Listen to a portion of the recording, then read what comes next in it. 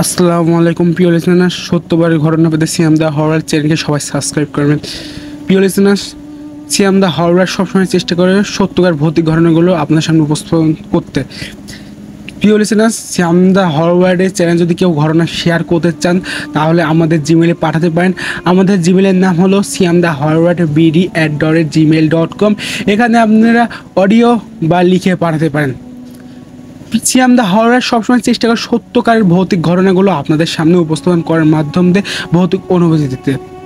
সিয়াম দা horror আপনাদের দোয়া এবং আল্লাহর রহমতে সামনের দিকে আগাতে সক্ষম হবে। প্রিয় লিসেনার্স, কেউ যদি দেশ এবং দেশের বাইরে থেকে দেখছেন বা এখনও যুক্ত হন নাই বা পরবর্তীতে যুক্ত হবেন, তাদেরকে সকলকে জানাচ্ছি আমার শুভেচ্ছা এবং ভালোবাসা। আজকে আমাদের গল্পের শিরোনাম হলো নদীর জিনের বিচার। যিনি আমাদের পাঠিয়েছেন তার নাম হলো ইমাম হাসান, গ্রাম চারখালি, উপজেলা ভান্ডারিয়া এবং জেলা ফিরোজপুর। ইমাম হাসান লিখছেন, আসসালামু আলাইকুম সিয়াম ভাই, আমি জানি আপনারা সবসময় ভালো দলেই থাকেন এবং আজকে যে ঘটনাটি আমি পাঠিয়েছি হয়তোবা এটা অনেকে বিশ্বাস করবে না। উনি যেভাবে লিখছেন, বর্ষার শেষ দিককার কথা। মেঘনা নদীর পানি তখন থই থই করছে, যেন যৌবনবতী এক নারী তার সমস্ত রূপ মেলে ধরছে। নদীর দুই কোল ছাপিয়ে পানি গ্রামের ফসলি জমিতে ঢুকে পড়ছে। এমন দিনে গ্রামের মানুষেরা কাজ তেমন থাকে না। পুরুষেরা অলস দুপুরে দাওয়াত বসে গল্প গুজব করে, আর মেয়েরা ব্যস্ত থাকে ঘর কন্যার নানা কাজে। আমাদের গ্রামটার নাম ছিল সুইচোড়া। নামটা অদ্ভুত হলেও গ্রামের পাশ দিয়ে বয়ে যায় মেঘনা শাখার নদীটার কারণে এই নাম। নদীটা এখানে এসে সাপের মতো এঁকে বেঁকে গেছে, যার কারণে দূর থেকে দেখলে মনে হতো কেউ যেন সুই দিয়ে নকশা করে এঁকে দিয়েছে। সেই অলস দুপুরের গ্রামের দক্ষিণ পাড়ার ঘাটে বেশ শোরগোল শোনা যাচ্ছিল। ঘাটের পাশে যে বিশাল বটগাছটা দাঁড়িয়ে আছে তার ছায়া গ্রামের মাতব্বর গোছের কয়েকজন বসেছেন। তাদের মধ্যে প্রধান ছিলেন আমাদের গ্রাম চেয়ারম্যান সাহেব মতিন চৌধুরী। তার বয়স 50-এর কোঠায়, কিন্তু শরীরে এখন বেশ শক্তপোক্ত। তার ভারিক্কা গলায় আওয়াজ বহু দূর থেকে শোনা যায়। তার পাশেই বসছিল আমাদের গ্রামের মসজিদের ইমাম সাহেব মাওলানা রফিক উদ্দিন। তিনি শান্ত স্বভাবের মানুষ, সহজে কথা বললেন না, খুব অল্প কথা বলে, কিন্তু যখন বলেন তখন সবাই মন দিয়ে তার কথা শোনে। গোলমালের কারণে ছিল গ্রামই এক যুবক, নাম তার আরমান। আরমানকে গ্রামের সবাই এক ডাকে চেনে, তবে ভালো হিসেবে নয়, খারাপ হিসেবেই তার পরিচিত বেশি। জুয়া খেলে, চুরি ছিনতাই থেকে শুরু করে এমন কোনো কাজ নেই যে সে করে না। আজ সকালে সে ধরা পড়ছে গ্রামের এক বিধবা মহিলার হাঁস চুরি করতে গিয়ে। বিধবা মহিলা চিৎকার করা শুরু করলে আশেপাশের লোকজন ছুটে আসে, আরমানকে হাতে নাতে ধরে ফেলে। এখন তাকে নিয়ে বিচার বসেছে। মতিন চৌধুরী তার ভারী গলায় বললেন, কি রে আরমান, তোর লজ্জা করে না? বিধবা মহিলার কয়েকটা হাসই তো সম্ভব, তুই সেগুলোও চুরি করতে গেলি কেন? আরমান মাথা নিচু করে দাঁড়িয়েছিল। তার চেহারা কোনো অসুসূচনা ছাপ নেই, বরং এক ধরনের বেপরোয়া ভাব। সে নিচু সুরে বলল, আমার টাকার দরকার ছিল তাই নিয়েছি। তার এমন উত্তর চেয়ারম্যান সাহেব আরও রেগে গেলেন। টাকার দরকার হলে কাজ করে খাবি, চুরি করবি কেন? তোকে এর আগেও কতবার সাবধান করেছি, কিন্তু তুই তো শোধরানোর ছেলেই না। ইমাম সাহেব এতক্ষণ চুপ করে শুনেছিলেন, এবার তিনি মুখ খুললেন। তার শান্ত কিন্তু দৃঢ় কণ্ঠস্বরে বললেন, মতিন সাহেব, ওকে শুধু বকাঝকা করে লাভ নাই, ওর একটা স্থায়ী সমাধান করা দরকার। এভাবে চলতে থাকলে গ্রামের বাস করা মুশকিল হয়ে যাবে এবং ছোটরা ওদের দেখে কি শিখবে? উপস্থিত জনতার মধ্যে থেকে একজন বলে উঠুক, ঠিক বলছেন হুজুর, ওরে গ্রাম থেকে বের করে দেওয়া হোক। এই কথায় অনেকেই সায় দিল, কিন্তু আরমানের মা, যিনি এতক্ষণ এক পাশে দাঁড়িয়ে কাঁদছিলেন, এবার ছুটে এসে চেয়ারম্যানের পায়ে পড়লেন। আমার পোলারে মাফ করে দেন চেয়ারম্যান সাহেব, ও আর এমন কাজ করবে না, আমি আপনার কাছে ভিক্ষে চাই। ছেলের জন্য মায়ের এই আকত্তি দেখে চেয়ারম্যান সাহেব মন কিছুটা নরম হলো। তিনি আরমানের দিকে তাকিয়ে বললেন, শোন, তোকে শেষবারের মতো সুযোগ দিচ্ছি, যদি আর একবার তোর নামে কোনো অভিযোগ আসে তাহলে তোকে গ্রাম ছাড়া করব। আর আজ যে চুরি করেছিস তার শাস্তি হিসেবে তোকে 10 ঘা বেতের মার হবে এবং ওই বিধবা মহিলার ক্ষতিপূরণ দিতে হবে। আরমান কোনো কথা না বলে চুপ করে রইল। শাস্তি কার্যকর হওয়ার পর সে ভিড়ের মধ্যে থেকে বেরিয়ে সোজা নদীর ঘাটের দিকে হাঁটতে শুরু করলো। তার চোখ মুখে ছিল তীব্র অপমান আর প্রতিশোধের আগুন। সে হাঁটতে হাঁটতে ভিড় ভিড় করে বলছিল, আজ আমার বিচার করলি না, একদিন আমিও তোদের বিচার করব। তখন ভর দুপুর, নদীর ঘাট প্রায় জনশূন্য। আরমান ঘাটের এক কোণে বসে নদীর বহমান স্রোতের দিকে তাকিয়ে রইল। তার ভিতরটা রাগে ক্ষোভ পুড়ছিল। গ্রামের মানুষেরা তাকে নিয়ে যা খুশি তাই বলছে, শাস্তি দিচ্ছে, কিন্তু কেউ তার ভিতরতে কষ্টটা বোঝার চেষ্টা করছে না। তার বাবা মারা যাওয়ার পর থেকে সংসার সব দায়িত্ব তার কাঁধে এসে পড়েছিল, কিন্তু কোনো কাজই সে বেশি দিন করতে পারত না। মেজটা তার বরাবরই গরম, অল্পতেই রেগে যেত, তার ফলে কোথাও টিকতে পারত না। অভাবের তাড়নায় আর বন্ধুদের পাল্লায় পড়ে সে এই খারাপ পথে পা বাড়িয়েছে। হঠাৎ তার নজর পড়ল নদীর মাঝখানে ভেসে থাকে একটা নৌকার দিকে। নৌকায় একজন মাত্র লোক, মুখটা ভালো করে বোঝা যাচ্ছে না।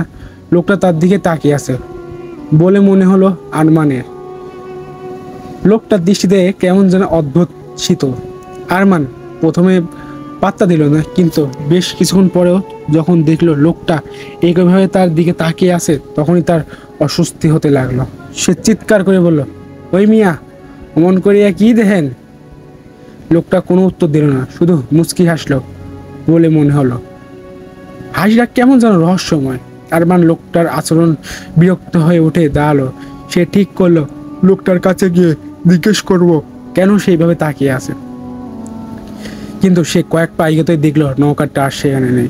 চোখের পলকে যেন উদা হয়ে গেল। আরমান অবাক হয়ে গেল, এত দূরত্ব একটা নৌকা কিভাবে অদৃশ্য হয়ে যেতে পারে। সে নদীর এদিক ওদিক তাকালো, কিন্তু কোথাও নৌকার চিহ্ন মাত্র দেখতে পেল না। ব্যাপারটা তার কাছে খুবই অদ্ভুত লাগলো। সে ভাবলো হয়তো এটা তার চোখের ভুল বা মনের ভুল। রাগের মাথায় হয়তো সে ঠিক মতো দেখতে পায়নি। সে আবার ঘাটে এসে বসলো, কিন্তু মন থেকে কিছুতেই এই রহস্যময় লোকটার চেহারা সরাতে পারছিল না। লোকটার শীতল দৃষ্টি, তার রহস্য হাসিটা বারবার তার চোখের সামনে ভেসে উঠছিল। সন্ধ্যা নামার কিছুক্ষণ আগে আরমান বাড়ির দিকে রওনা দিল। তার মনটা তখনও বিঘ্ন। গ্রামের রাস্তায় তাকে দেখে অনেকেই মানুষ কানাঘুষা করতে লাগলো, কেউ কেউ টিপ্পনিও কাটলো। আরমান দাঁতে দাঁত চেপে সব সহ করে বাড়িতে দিকে এগিয়ে গেল। বাড়িতে ঢুকতেই তার মা কান্নাকাটি শুরু করলো। কিরে বাবা, তুই এমন কাজ কেন করলি? আমাদের মান সম্মান তো তুই ডুবিয়ে দিলি। আরমান কোনো কথা না বলে সুধা নিজের ঘরে ঢুকে দরজা বন্ধ করে দিল। তার কিছু ভালো লাগছিল না। তার মনে হচ্ছিল এই পৃথিবীতে তার আপন বলে কেউ নেই, সবাই তাকে শুধু ভুল বোঝে। এই বিষয়ে শুয়ে পড়লো, কিন্তু ঘুম তার চোখে ছিল না। তার কানে শুধু বাজছিল চেয়ারম্যানের সেই কথাগুলো, আর চোখে ভাসছিল নদীর মাঝখানে সেই রহস্যময় লোকটার মুখ। রাত গভীর হলো। সারা গ্রাম যখন ঘুমের রাজ্যে তলিয়ে গেছে, তখন আরমান জেগে। হঠাৎ তার মনে হলো কেউ যেন তাকে ডাকছে, খুব মৃদু স্বরে, ফিস ফিস করে। সে কান খাড়া করলো। হ্যাঁ, সত্যি তো কেউ একজন তার নাম ধরে ডাকছে। এমনভাবে ডাকছে, আরমান, আরমান, দরজাটি খোল। এমন শব্দ শুধু জানলা দিয়ে ভেসে আসছে। আরমান বিছানা থেকে উঠে জানালার কাছে গেল। বাইরে ঘুটঘুটে অন্ধকার, কিন্তু সেই অন্ধকারের মধ্যে সে স্পষ্ট দেখতে পেল নদীর ঘাটের দিকে সেই রহস্যময় লোকটা দাঁড়িয়ে আছে। লোকটা তাকে হাতছানি দিয়ে ডাকছে, আরমান। শরীরটা কেমন যেন শিউরে উঠলো, তার শরীর ভারী হয়ে উঠলো। এত রাতে এই লোকটা এখানে কি করছে, আর তাকেই বা কেন ডাকছে? তার মনে ভয় মিশ্রিত এক কৌতূহল জাগলো। সে ঠিক করলো লোকটার কাছে গিয়ে জানবো সে কে এবং কি চাই। সে নিঃশব্দে ঘর থেকে বেরিয়ে পড়লো। তার মা পাশের ঘরে গভীর ঘুমে আসন্ন। আরমান পা টিপে টিপে বাড়ি থেকে বেরিয়ে নদীর ঘাটের দিকে হাঁটতে শুরু করলো। যতই সে এগোচ্ছিল ততই তার বুকের ভিতরটা ধুকপুক করে উঠছিল। মনে হলো অজানা এক ভয় তাকে গ্রাস করছিল। কিন্তু একই সাথে এক তীব্র আকর্ষণও তাকে লোকটার দিকে টেনে নিয়ে যাচ্ছিল। মনে হচ্ছিল চম্বুকের ন্যায় কোনো একটা বস্তু তার দিকে নিয়ে যাচ্ছে। ঘাটের কাছে পৌঁছাতে লোকটার কথা বলে উঠল।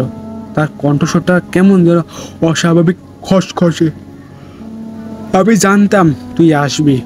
আরমান অবাক হয়ে বলল, আপনি কে, আর আমার নামই বা কিভাবে জানেন? আর আপনি তো এখানকার কেউ নন। লোকটা হাসলো, সে রহস্যময় হাসি, মনে হচ্ছিল গা কাটা দেওয়ার মতো একটা হাসি। আমি কে সেটা জেনে তোর কাজ নেই, শুধু এইটুকু জেনে রাখ, আমি তোর কষ্ট বুঝি, তোর ভিতরে আগুনটা আমি দেখতে পাই। লোকটার কথায় আরমান আরও অবাক হলো। সে বলল, আপনি কি বলতে চান? আমি কিছুই বুঝতে পারছি না। বুঝবি, সবাই বুঝবে, লোকটাটাই বলল। তুই প্রতিশোধ চাস না? যারা তোকে অপমান করছে তাদের উপরে প্রতিশোধ দিতে চাস? আমি তোকে সেই ক্ষমতা দিতে পারি। আরমানের চোখ দুটো লোভে চকচক করে উঠল। কি ক্ষমতা? আরমান জিজ্ঞেস করলো।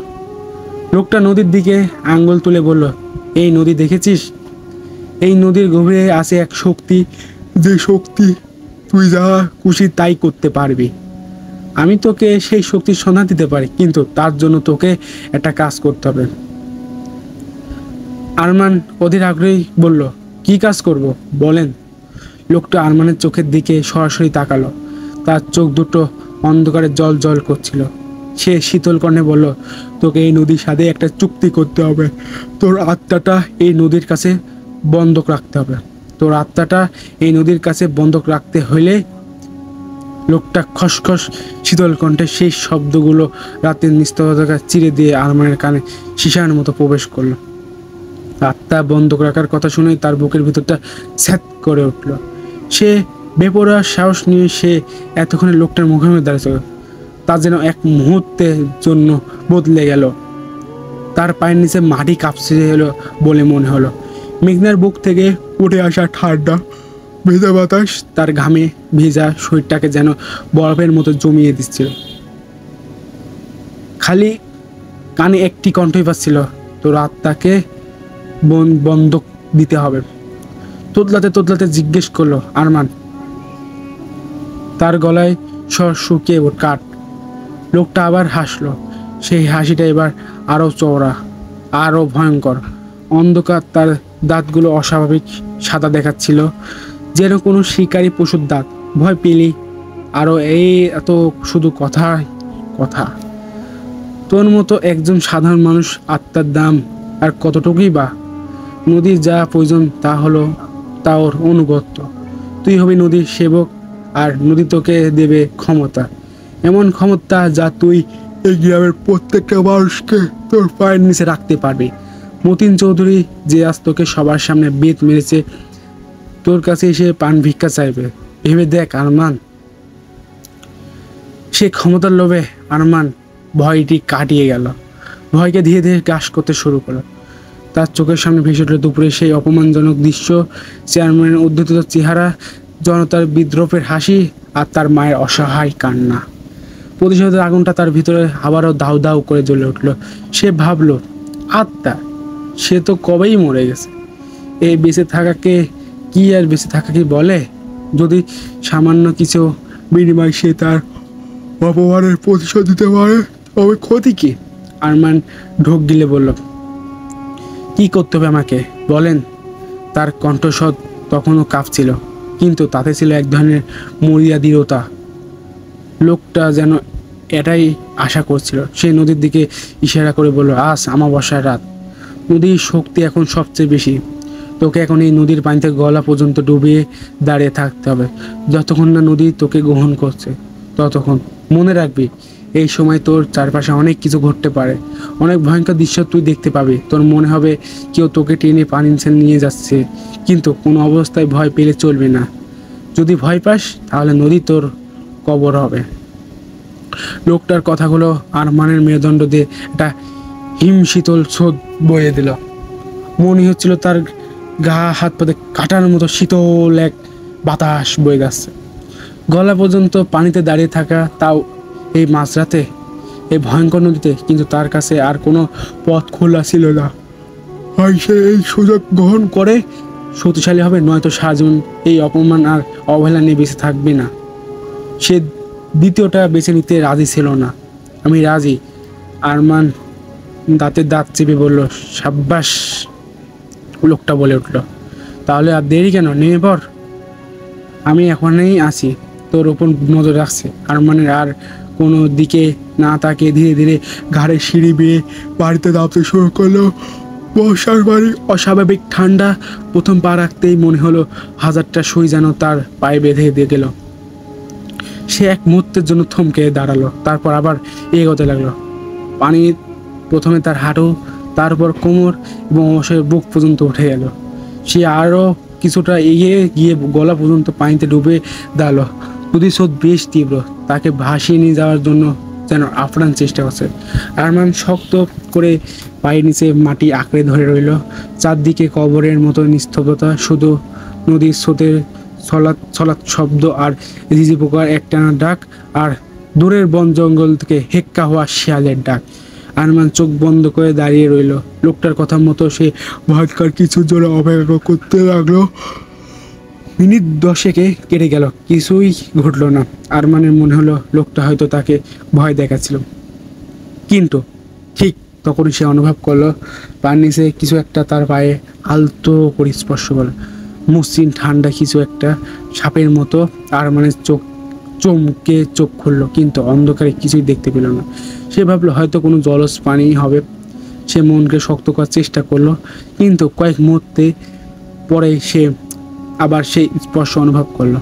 আবার শুধু পায়ে নয়, তার সারা শরীরে জোরে মনে হচ্ছে অসংখ্য সাপ যেন তাকে পেঁচিয়ে ধরছে। তাদের শীতল পিচ্ছিল শরীর তার চামড়াকে উপর দিয়ে কিলবিল করে ঘুরে বেড়াচ্ছে। মনে হচ্ছিল আরমানের গা গুলিয়ে উঠলো। সে চিৎকার করতে চাইল, কিন্তু তার গলাতে কোনো স্বর বের হলো না। ভয় তার কণ্ঠনালীকে যেন চেপে ধরেছে। হঠাৎ সে দেখলো নদীর পানিতে ধোঁয়ার মতো কিছু একটা উঠে আসছে। সে ধোঁয়া ধীরে ধীরে জমাট বেঁধে মানুষের আকৃতি নিতেই শুরু করলো, কিন্তু সেগুলো কোনো সাধারণ মানুষের চেহারা নয়। কারো চোখ নেই, কারো নাক নেই, কারো মুখ নেই। আবার মুখটা কেন পাশবিক, আবার মুখটা কেন কেমন যেন চ্যাপ্টা। মানে যাদেরকে দেখলে হয়তো বা সে সাথে সাথে সেন্সলেস হবে, কিন্তু তাদের শরীরে পানির মতো স্বচ্ছ, ভিতর দিয়ে ওপাশে সব কিছু দেখা যাচ্ছে। তারা সবাই আরমানের দিকে তাকিয়ে আছে। তাদের মুখে কোনো অভিব্যক্তি নেই, কিন্তু তাদের শূন্য দৃষ্টি আরমানের আত্মা ভিতরে পর্যন্ত কাঁপিয়ে দিচ্ছিল। আরমান বুঝতে পারছিল লোকটা মিথ্যে বলেনি। এরা কারা? এরা কি নদীর অতৃপ্ত আত্মা, নাকি অন্য কিছু? তার মাথা কাজ করা বন্ধ করে দিয়েছিল। সে শুধু ফেল ফেল করে তাকিয়ে রইল। মূর্তিগুলো ধীরে ধীরে তার দিকে এগিয়ে আসতে লাগলো। তাদের মধ্যে একজন, যার মুখটা ছিল সবচেয়ে বীভৎস, সে তার হাতটা আরমানের দিকে বাড়িয়ে দিল। তার আঙ্গুলগুলো ছিল অস্বাভাবিক লম্বা আর সরু, আর কেমন যেন। আরমান চোখ বন্ধ করে ফেলল। তার মনে হলো আদৌ তার জীবনের শেষ দিন। আর সে আর এক মুহূর্ত এখানে থাকতে চাইল না। সে দৌড়ে পালানো জোরে পা বাড়াতে গেল, কিন্তু পারল না। তার পা দুটো যেন মাটির সাথেই গেঁথে গেছে। সে অনুভব করলো সে ভয়ঙ্কর হাতটা তার গলা চেপে ধরছে। বরফের মতো ঠান্ডা সে স্পর্শ। তার নিঃশ্বাস বন্ধ হয়ে যাচ্ছিল। চোখের সামনে সে তার মায়ের মুখটা দেখতে পেল। ঠিক সেই মুহূর্তে তার কানে ভেসে এলো সে রহস্যময় লোকটার কণ্ঠস্বর। ভয় পাস না আরমান, চোখ খোল, ওদের দিকে তাকা। তুই ভয় পেলে ওরা তোকে মেরে ফেলবে। ওদের চোখে চোখ রাখ, দেখিয়ে দে তুই ওদের চেয়েও শক্তিশালী। লোকটার কথাগুলো যেন আরমানের মধ্যে নতুন করে প্রাণ সঞ্চার করলো। সে শেষ শক্তিটুকু জড়ো করে চোখ খুলল। তার সামনে সেই বীভৎস মূর্তি অবয়বটি। সে সরাসরি সেটার চোখের দিকে তাকালো। সেই চোখটা যেন মনি নেই, শুধু দুটো কালো গহ্বর। কিন্তু আরমান সেই চোখের দিকে তাকিয়ে রইল। তার নিজের চোখ দুটো রাগে আর ঘৃণায় জ্বলছিল। সে মনে বলল, আমি তোদের ভয় পাই না, আমি প্রতিশোধ নিতে এসেছি। আমাকে কে আটকাতে পারবি না। আশ্চর্যজনকভাবে আরমান এই তীব্র দৃষ্টির সামনে অবাক যেন কিছুটা দমে গেল। যে হাতটা তার গলা চেপে ধরছিল সেটার চাপ কিছুটা কমে এলো। আরমান আরও সাহস পেল। সে তার সমস্ত মানসিক শক্তি এক করে অবাকগুলোর দিকে তাকিয়ে রইল। হঠাৎ করে মুখ অবাকগুলো চিৎকার করে উঠল। সেই চিৎকারে মানুষের নয়, যেন হাজারটা পশু একসাথে আর্তনাদ করে উঠল। যদি কেউ শুনতো হয়তো বা সেই সেন্সলেস ছাড়া আর কিছুই হতো না। তাদের চিৎকার নদীর পানি পর্যন্ত কেঁপে উঠল। তারপর তারা একে একে পানিতে মিলিয়ে যেতে শুরু করল। কয়েক মুহূর্তের মধ্যে নদীর পানি আবার শান্ত হয়ে গেল। চারদিকে আবার সেই আগের নিস্তব্ধতা আরমান হাঁপাচ্ছিল। তারা সারা শরীরে ঘামে ভেজা, সে পায়ে পড়েই যাচ্ছিল, কিন্তু কোনো মতে নিজেকে সামলাতে নিল। সে বুঝতে পারলো সে প্রথমে পরীক্ষায় পাশ করছে। সাবাস আরমান, তুই পেয়েছিস। লোকটার কণ্ঠস্বর ভেসে এলো।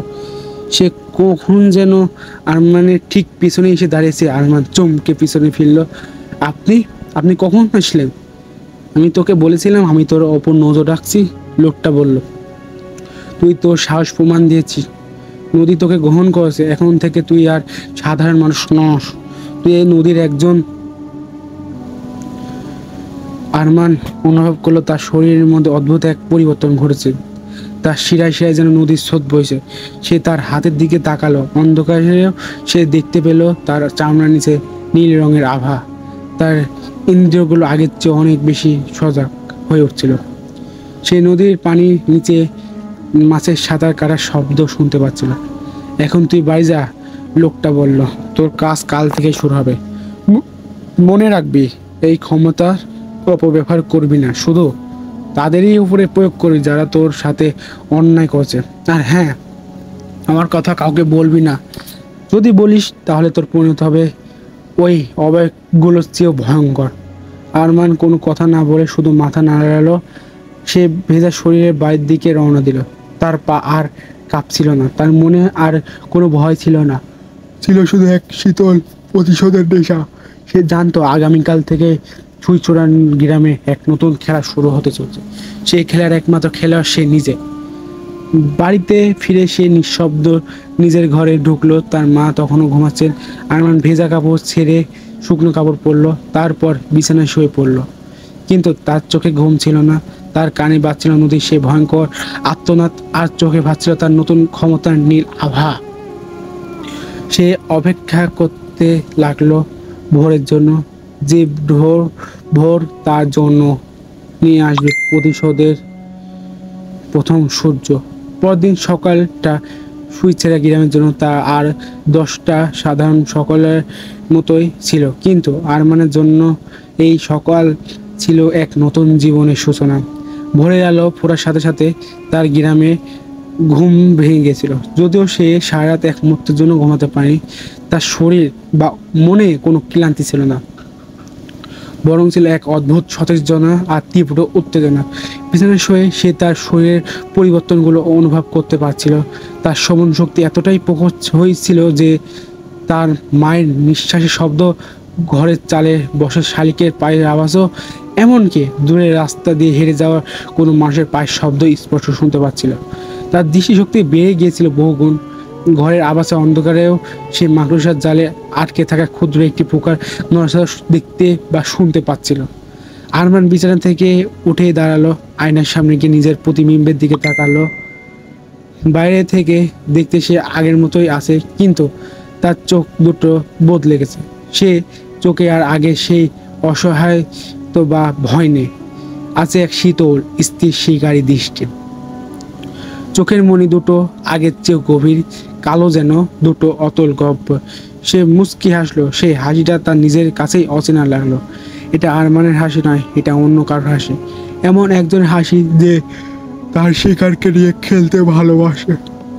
সকাল গড়িয়ে দুপুর হলো। আরমান ঘর থেকে বের হলো। তার লক্ষ্য ছিল একটাই, প্রতিশোধ। তার প্রথম শিকার হবে মতিন চৌধুরী আর গ্রামে দুর্দর্শ প্রতাপ চেয়ারম্যান, যে তাকে সবার সামনে অপমান করেছিল। চেয়ারম্যান বাড়ি গ্রামের উত্তর প্রান্তে, বিশাল এক উঠোনের মাঝখানে একতলা দালান। আরমান যখন বাড়িতে সামনে গিয়ে পৌঁছালো তখন চেয়ারম্যান তার বৈঠকখানে বসে গ্রামের কয়েকজনের সাথে কথা বলছিল। আরমানকে দেখে তিনি কুটিল হেসে বললেন, কিরে, আবার কি মনে করে এলি আমার বাড়িসায়? আবার কোনো নালিশ আছে নাকি নিজের নামে? তার কথায় উপস্থিত সবাই হেসে উঠল। আরমানের চেহারা কোনো ভাবান্তর হলো না। সে শান্ত গলায় বলল, আপনার সাথে আমার কিছু কথা ছিল চেয়ারম্যান সাহেব, একা। তার কণ্ঠস্বর শীতল দৃঢ়তায় চেয়ারম্যান কিছুটা অবাক হলেন। গতকালের সেই ভীত অপমানিত আরমানের সেই আজকের আরমান কোনো মিল নেই। তিনি বাকিদের চলে যেতে ইশারা করলেন, সবাই চলে গেল। তিনি ইশারায় চেয়ারে হেলান দিয়ে বললেন, বল কি বলবি। চেয়ারম্যান বলল। আরমান ঘরের দরজাটা ভিতর থেকে বন্ধ করে দিল। তারপর ধীরে ধীরে চেয়ারম্যানের দিকে এগিয়ে গেল। তার হাঁটার ভঙ্গিতে এমন কিছু একটা ছিল যা চেয়ারম্যানের বুকের ভিতরটা ছ্যাদ করে উঠল। তিনি কিছুটা অস্বস্তি নিয়ে বললেন, দরজা বন্ধ করলি কেন? কি মতলব তোর, বল। আরমান কোনো উত্তর না দিয়ে তার টেবিলের সামনে এসে দাঁড়ালো। সে চেয়ারম্যানের চোখের দিকে সরাসরি তাকালো। সেই গভীর কালো চোখের দিকে তাকিয়ে মতিন চৌধুরী মনে হলো তিনি যেন কোনো অতল গভীরে তুলে যাচ্ছেন। তার শরীর অবশ হয়ে আসতে লাগলো। কথা বলার শক্তি হারিয়ে ফেললেন তিনি। গতকাল আমাকে সবার সামনে মেরে খুব আনন্দ পেয়েছিলে, তাই না? আরমানের কণ্ঠস্বর ছিল বরফের মতো ঠান্ডা। আপনি ক্ষমতার জোরে একজন অসহায়ক অপমান করেছেন। আজ আমি আপনাকে দেখাবো আসল ক্ষমতা কাকে বলে, চেয়ারম্যান সাহেব। আরমান তার হাতটা টেবিলের উপর রাখা কাঁচের গ্লাসের দিকে বাড়ালো। সেই গ্লাস স্পর্শ করলো না, শুধু তার দিকে তাকিয়ে রইল। কয়েক মুহূর্ত পরে ঘটলো সেই অবিশ্বাস্য ঘটনা যা নিজের চোখে দেখলে পারে কখনো বিশ্বাস হবে না। কাঁচের গ্লাসটা কাঁপতে শুরু করলো এবং চোখের পলকে শব্দে ফেটে চৌচির হয়ে গেল। মতিন চৌধুরীর চোখ দুটো ভয়ে বিস্ফোরিত হয়ে গেল। তিনি চেয়ারের থেকে লাফিয়ে উঠতে চাইলেন, কিন্তু পারলেন না। তার শরীরটা যেন চেয়ারের সাথে আটকে গেছে। তিনি চিৎকার করতে চাইলেন, কিন্তু তার গলা দিয়ে শুধু গোঙানির মতো একটা শব্দ বের হলো। আরমান এবার তার দৃষ্টিতে চেয়ারম্যানের দিকে ফেরালো। এরা তো শুধু শুরু, চেয়ারম্যান সাহেব। আমি চাইলে এই মুহূর্তে আপনার শরীরে রক্ত পানি করে দিতে পারি, আপনার হৃৎপিণ্ডটা থামিয়ে দিতে পারি, কিন্তু আমি তা করব না। আমি আপনাকে এত সহজে মরতে দেব না। আপনি তিলে তিলে মরবেন, ভয় পেয়ে মরবেন। আরমান তার ডান হাতটা তুললো। তার আঙ্গুলে ধীরে ধীরে লম্বা আর শুকনো হতে শুরু করলো, যেন কালো ধোঁয়ার তৈরি। সেই হাতটা চেয়ারম্যানের কপাল বরাবর তাক করলো। মতিন চৌধুরী অনুভব করলেন তার মাথার ভিতর যেন হাজারটা সুচ একসাথে বিঁধে যাচ্ছে। অসহায় যন্ত্রণা তিনি ছটফট করতে লাগলেন, কিন্তু তিনি কোনো চিৎকার করতে পারলেন না। তার চোখের সামনে ভেসে উঠতে লাগলো ভয়ঙ্কর সব দৃশ্য। নদীর দেশে সেই বীভৎস অবাকগুলো, পচে গেলে যাওয়া লাশ, আরক্ত সব দানব আকৃতি যা তাকে ছিঁড়ে খাওয়ার জন্য এগিয়ে আছে। তিনি পাগলের মতো চিৎকার করতে লাগলেন, বাঁচাও, আমাকে বাঁচাও, আমি সব ফিরে দেব, আমাকে মাফ করে দে আরমান। এই বলে চেয়ারম্যান সাহেব চিৎকার করছে। আরমান তার হাত নামিয়ে দিল এবং চেয়ারম্যানের মাথার যন্ত্রণা থেমে গেল, কিন্তু তার চোখে ভয় কাটলো না। তিনি ফেল ফেল করে আরমানের দিকে তাকিয়ে রইলেন। তার মুখ দিয়ে লালা গড়িয়ে পড়ছিল। তিনি তার মানসিক ভারসাম্য হারিয়ে ফেলেছিলেন। এখন থেকে এই ভয় নিয়ে আপনি বেঁচে থাকবেন, আরমান শান্ত গলায় বলল। প্রতিটা মুহূর্ত অপমান মনে হবে আমি আপনার চারপাশে আছি, আপনার ছায়ের মধ্যে আপনার নিঃশ্বাসের শব্দ। এই বলে আরমান দরজা খুলে বেরিয়ে গেল। বাইরে অপেক্ষারত লোক দেখলো চেয়ারম্যান তার চেয়ারে বসে পাগলের মতো হাঁচেন আর বিড় বিড় করে কিসের সব বলছেন। প্রিয় লিসেনার্স, আরেকটি কথা বলা ভালো, চেয়ারম্যান সাহেব যখন চিৎকার করছিল বাইরে থেকে কোনো মানুষের কণ্ঠ তারা শুনতে পাচ্ছিল না। চেয়ারম্যান সাহেব এত জোরে চিৎকার করলো, কিন্তু বাইরের কোনো মানুষ তা শুনতে পেল না। শুধু আরমান এবং চেয়ারম্যান সাহেব এই দুজনেই কথোপকথন তারা নিজেরাই শুনতে পেয়েছিল। বাইরে থেকে কোনো মানুষ তাদের কথোপকথন বা চিৎকার কেউ শুনে নাই। সুইচোরা গ্রামের সবচেয়ে ক্ষমতাধর মানুষটি এক বিকালে এক জীবন্ত লাশে পরিণত হলো। এরপরে কয়েক সপ্তাহ পরে ধরে গ্রামে ঘটতে লাগলো একের পর এক অদ্ভুত আরও ভয়ঙ্কর ঘটনা। যে লোকদের সেই দিন আরমানের অপমান সবচেয়ে বেশি উল্লাস করেছিল তাদের প্রত্যেকেই কোনো না কোনো ভয়ঙ্কর পরিণতির শিকার হলো। একজন রাতে ঘুমিয়েছিল, সকালে তাকে তার বিছানায় মৃত অবস্থায় পাওয়া গেল। তার শরীর ভয়ে নীল হয়ে গেছিল, চোখ দুটো কোঠর থেকে বেরিয়ে আসতে চাইছিল। মনে হচ্ছিল উনি এমন ভয়ঙ্কর জিনিস দেখছেন যা বলার মতো না। আরেকজন হঠাৎ করে পানিতে ডুবে মারা গেল। যদিও সে ছিল গ্রামের সেরা সাঁতারু। তার লাশ যখন তোলা হলো তখন দেখা গেল তার সারা শরীর অসংখ্য আঁচড়ের দাগ, যেন কোনো হিংস্র জলজন্তু তাকে আক্রমণ করছে। কিন্তু এই পানির ভিতরে এমন কি জলজন্তু আছে যা এই গভীরে হিংস্র পশুর মতো আঁচড়ের দাগ? গ্রামের মানুষের মধ্যে তীব্র আতঙ্ক ছড়িয়ে পড়ল। সবাই বুঝতে পারছিল এই ঘটনাগুলো পিছনে কোনো এক অশুভ শক্তি কাজ করছে। এটা কোনো একটা রহস্যময় শক্তি যা তারা চোখে দেখতে পাচ্ছে না। তাদের সন্দেহ তীর বারবার আরমানের দিকে যাচ্ছিল, কারণ যাদের সাথে দুর্ঘটনা ঘটছিল তারা প্রত্যেকেই ছিল আরমানের শত্রু। কিন্তু কেউ ভয়ে মুখ ফুটে কিছু বলার সাহস পাচ্ছিল না। আরমানকে এখন সবাই এড়িয়ে চলে, তার চোখের দিকে তাকাতেই পর্যন্ত ভয় পায়। আরমান এখন আর আগের মতো অভাবী নয়, সে কীভাবে যেন অনেক টাকার মালিক হয়ে গেছে। গ্রামের মানুষ বলাবলি করে সে নাকি নদীর জিনের কাছ থেকে গুপ্তধনের সন্ধান পেয়েছে। আবার শোনা যায় সে নাকি পুরনো ঘর ভেঙে নতুন বাড়ি তুলছে। আবার শোনা যায় জিনেরা বলে ওকে ঘর তৈরি করে দিয়েছে। এইভাবে গ্রামের মানুষরা বলাবলি করে। তার মা এখন ভালো খায়, ভালো পড়ে, কিন্তু তার মুখে কোনো হাসি নেই। তার ছেলের এই আকস্মিক পরিবর্তন থেকে ভয় পান। তিনি জানেন তার ছেলে তার আর আগের মতো নেই। তার ছেলে এখন অন্য কিছুতেই পরিণত হয়েছে। একদিন রাতে তার মা তাকে জিজ্ঞেস করলেন, বাবা আরমান, সব তুই কি করছিস? গ্রামে সবাই তোকে ভয় পায়, তুই এত টাকা কোথায় পেলি? আমার মন বলছে তুই কোনো খারাপ পথে পা দিয়েছিস। আরমান তার মায়ের দিকে তাকালো। এক মুহূর্তের জন্য তার শীতল চোখে সিঁয়ের আভা দেখা গেল। সে শান্ত গলায় বলল, মা তুমি কোনো চিন্তা করো না, আমি যা করছি আমাদের ভালোর জন্যই করছি। যারা আমাদের কোনোদিন মানুষ বলে মনে করেনি, আজ তারা আমাদের ভয় পায়। এটাই তো চেয়েছিলাম আমি। না বাবা, আমি এমন জীবন চাই না। তার মা কেঁদে ফেলেন। আমার সেই গরিবের জীবনটাই ভালো ছিল। আমার আগের আরমানকে তুই ফিরিয়ে দে। মায়ের কথায় আরমানের ভিতরটা মুচড় দিয়ে উঠল, কিন্তু পরক্ষণে সেই অনুভূতিটা হারিয়ে গেল। খবরদার নিশা তার মানবিক অনুভূতিগুলো ভোতা করে দিচ্ছে। সে তার মাকে আর কিছু না বলে নিজের ঘরে চলে গেল। সেদিন রাতেই ঘটল চূড়ান্ত ঘটনা। পূর্ণিমার রাত, মেঘনার পানি রূপালি আলোয় চিকচিকে করছে। আরমান তার নতুন বাড়ির বারান্দায় বসে নদীর দিকে তাকিয়েছিল। হঠাৎ তার মনে হলো কেউ তাকে ডাকছে, পরিচিত খসখস কণ্ঠস্বর। আরমানের মনে হলো এই স্বরটি আমি আগে কোথাও শুনছি।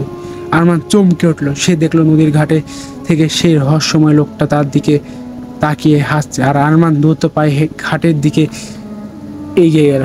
আপনি? আরমান জিজ্ঞেস করলো। তোর কাজ দেখে আমি খুব খুশি হয়েছি আরমান। লোকটা বলল, তুই তোর প্রতিশোধ নিয়েছিস, কিন্তু তোর কাজ এখনো শেষ হয়নি। আর কি কাজ বাকি আছে? আরমান বলল। লোকটা নদীর দিকে তাকালো, আঙ্গুল দিয়ে ইশারা বলল, ওই নদী তোকে ক্ষমতা দিয়েছে, বিনিময়ে সেও কিছু চায়। প্রতি অমাবস্যায় আর পূর্ণিমার তাকে একটা করে তাজা পান উৎসর্গ করতে হয়। এতদিন আমি সেই ব্যবস্থা করে এসেছি, কিন্তু এখন থেকে এই দায়িত্ব তোর। আরমানের ভিতরে হিম হয়ে গেল। মনে হলো বুকের ভিতরে ছেদ করে উঠল। নরবলি? তাকে এখন মানুষ খুন করতে হবে। সে আতঙ্কে উঠে বলল, না আমি এটা পারবো না, আমি খুনি হতে পারবো না। লোকটা বিকট শব্দে হেসে উঠল। পারবি না মানে? তুই কি ভুলে গেছিস তুই কে? তুই আর মানুষ নস আরমান, তুই নদীর সেবক, আর সেবকের কাজ হলো প্রভুর আদেশ পালন করা।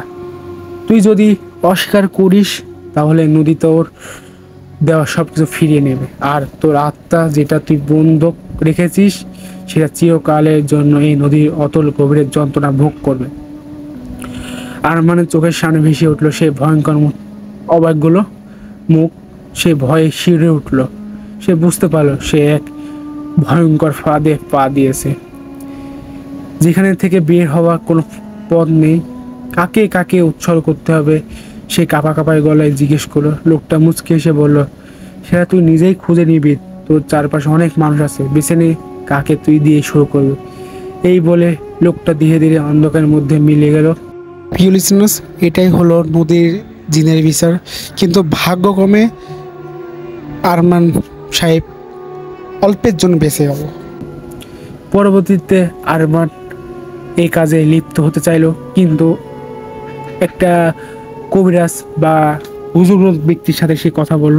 এই বিষয়ে তাকে সমাধান দিতে চাইছিল, কিন্তু হুজুর ব্যক্তি বলল, হয়তোবা আমি যদি তোকে বাঁচাতে যাই আমি নিজেই ফাঁদে পড়ব, হয়তোবা তুই এখন ভুল করছিস, তওবা কর, ফিরে আয়, আল্লাহ চাইলে তোকে ক্ষমা করে দিবে। আমি চেষ্টা করব, আমার যতটুকু করার আমি চেষ্টা করব। আরমান তিনি তখন মুখ ছেদ করে উঠল। তখন হুজুর ব্যক্তি বলল, ঠিক আছে, কালকে অমাবস্যার রাত 12টার দিক তুই ওই নদীর ঘাটে যাবি। কিছু কিছু সরঞ্জাম সেটা আরমানই ভালো জানে কি কি দিছিল সেই হুজুর্গ ব্যক্তি, এবং সেই সাথে সেই হুজুর্গ ব্যক্তিও ছিল। সেই হুজুর্গ ব্যক্তি তার যেই আত্মা বন্ধ করে রেখেছিল তাকে আগে মুক্তি করতে হবে, সেটি হলো হুজুর্গ ব্যক্তির আগের দায়িত্ব। সেই হুজুর্গ ব্যক্তি সে রাতে নদীর ঘাটে কোনো এক কোণে কি যেন বলছিল, এবং তার সহচারী জিন তার দিয়ে কিছু তথ্য নিল, এবং এই তথ্যের বিনিময়ে তার সেই কাজ সম্পূর্ণ করলো। এবং সে কীভাবে করছে সেটা আমাদের ইমাম সাহেব বলেন নাই, ইমাম হাসান সাহেব, সেই কারণে আমরা বলতে পারছি না। সেই হুজুর্গ ব্যক্তি পরবর্তীতে খুব কষ্টে নিজের প্রাণ ঝুঁকি নিয়ে আরমানকে বাঁচানোর জন্য ঝাঁপিয়ে পড়ে। হয়তোবা তার কোনো ক্ষতি হয়নি, কিন্তু তার এই কাজে অনেক ঝুঁকি ছিল, এবং আরমানকে বলে আল্লাহর কাছে তওবা করতে, সে যেন এই কাজ থেকে ফিরে চলে আসতে পারে, যাতে আল্লাহ যদি চাই তাকে ক্ষমা করে দিতে পারে। এই ঘটনায় এমন এমন ঘটনায় যা বলার মতো নয়। এই ঘটনায় সে অনেক কান্নাকাটি করছে, সে বলছে আমি দোষী, আমি এরকম হতে চাই নাই, কিন্তু এই ঘটনা বানিয়েছে তার গ্রামবাসীরা। হয়তোবা তাকে দোষটি তাদের গ্রামবাসীকেই দিতে হবে, কেননা এই যে অত্যাচার নিপীড়ন শিকার হয়েছে, এই কারণে সে এই খারাপ ভয়ঙ্কর পদে পা দিয়েছে।